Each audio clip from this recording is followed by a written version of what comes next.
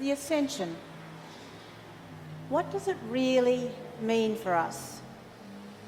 And why is it something to celebrate?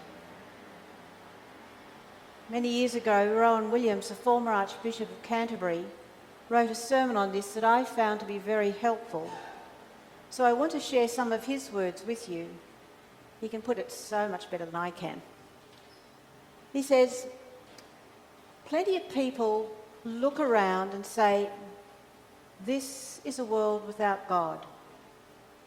It's a world where moment by moment children are dying in poverty of preventable diseases, where tyrants are planning to secure their power over suffering populations, where men and women are struggling to put their lives back together in the wake of natural disaster, and where people are dying in loneliness and living in anxiety all around us." Sounds familiar, doesn't it? Can you believe that that was written 14 years ago? He goes on, "Any Christian with a shred of intelligence will surely understand why so many are driven to say, well, it feels like a world without God. And perhaps in secret they agree with that for quite a lot of the time. For that is indeed how it feels to them at sometimes too." In today's readings, the friends of Jesus face the fact that they are going to have to get used to living in a world without Jesus, or at least living in a world without the Jesus they have known. After those frightening and exhilarating few weeks of Easter, when, amazed and confused, they have almost got used to the possibility of meeting Jesus in unexpected faces and places, he is now saying to them, it's going to be different. Don't expect to see me around in the old way. You know, there must have been something deeply disoriented, even fearful in all of that. According to St. John's Gospel, he'd already said to them, it's better for you if I go away. But what kind of sense does that make? In what way can it be better for us to live in a world from which the visible signs of God's love seem to be absent? Not only the signs of love or joy that might persuade us to believe, but the greatest sign of all, the actual presence of Jesus, risen from the dead. If Jesus' friends are feeling apprehensive at the thought of his going away, we can identify with that because we know what it's like to live in a world where it so often looks as if God has withdrawn and left us to it. But there are two all-important things that completely change our perspective on this. The first is a theme that St. John's Gospel in particular is keen to underline. We are always liable to hang on to what we can see and understand so as to make ourselves feel safe. When Jesus is simply there, like the other things we find in the world, part of the furniture, you might say, there's a big risk that we can make him too familiar. We domesticate him, and we lose the possibility of being shocked and surprised by him. We don't grasp the fact that he isn't just one thing among others, one person among others. We miss out on the great truth that he is within and beyond all things, mysteriously holding everything together. His presence is here now with us, as we sang in our first hymn. So if the world often feels like a world without God, is that a sort of caution to us? Be careful not to think that God is there to fill the gaps, to solve the problems, to fit in our terms. God isn't a thing among other things. God is a depth of energy out of which every single thing comes.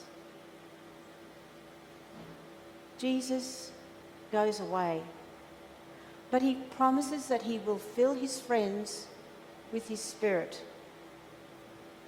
Whatever we may be feeling from moment to moment, we've been given a relationship with Jesus that doesn't depend on being able to see him and speak with him in the way his friends could during his earthly life and immediately after his resurrection. And this relationship means that we are able to turn in complete trust to God as Father, Mother, in the way Jesus did, and also respond to the apparently godless world with something of his compassion and transfiguring energy. Jesus has become far more than a visible friend and companion. He has shown himself to be the very centre of our life, the source of our loving energy in the world, and the source of our prayerful, trusting, waiting on God. He has made us able, and this is important, he has made us able to be a new kind of human being, silently and patiently trusting God as a loving parent, actively and hopefully at work to make a difference in this world, to make the kind of difference that love makes. So if this world looks and feels like a world without God, the Christian doesn't try to say, oh, it's not as bad as all that, or seek to point to clear signs of God's presence that make everything all right. The Christian will acknowledge that the situation is harsh, even apparently unhopeful, but will dare to say that they are willing to bring hope by what they offer in terms of compassion and service. The friends of Jesus are called, in other words, to offer themselves as signs of God in the world, to be love in action. And all of this brings me to a story. Naomi Shihab Nye, the American poet, born of an American mother and a Palestinian father, writes about oneness and terror of separation in a story from the Albuquerque airport, a place of endless leavings, endless loftings away. And she says, wandering around the Albuquerque airport terminal after learning my flight had been delayed for 4 hours, I heard an announcement. If anyone in the vicinity of gate A4 understands any Arabic, please come to the gate immediately. She says gate A4 was my own gate. I went there. An older woman in full traditional Palestinian embroidered dress, just like my grandma wore, was crumpled to the floor, wailing loudly. Help, said the flight service person. Talk to her. What is her problem? We told her the flight was going to be late, and she did this. I stooped to put my arm around the woman and spoke to her haltingly. The minute she heard any word she knew, however poorly used, she stopped crying. She thought the flight had been cancelled entirely, and she needed to be in El Paso for major medical treatment the next day. I said, no, we're fine. You'll get there, just later. Who's picking you up? Let's call him. We called her son, and I spoke with him in English. I told him I would stay with his mother till we got on the plane and would ride next to her. She talked to him. And then we called her other sons, just for the fun of it. She was laughing a lot by then, talking about her life, patting my knee, answering questions.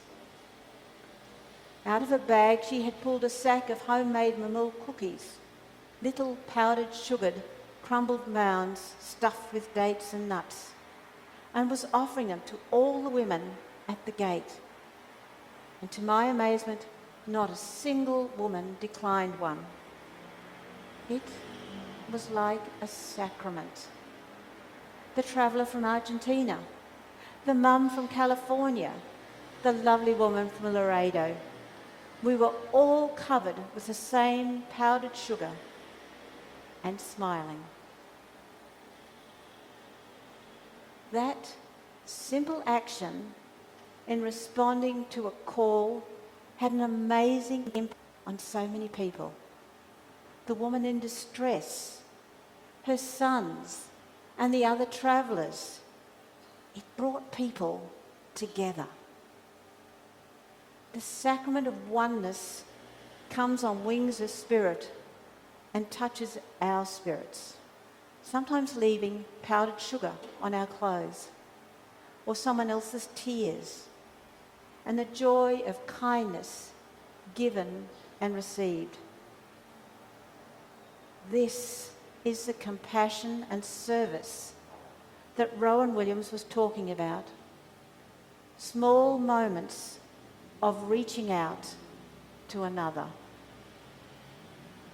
You know, the Ascension for me has always been a story of faith, but not so much our faith in God as God's faith in us. God's faith that we will be his hands and his feet here on earth. As Teresa of Avila once said, Christ has no hands, no feet on earth but yours. Yours are the eyes through which he looks compassion on this world. Yours are the feet on which he walks to do good. Yours are the hands through which he blesses all the world. Yours are the hands, yours are the feet, yours are the eyes. You are his body. Christ has no body on earth but yours. Amen.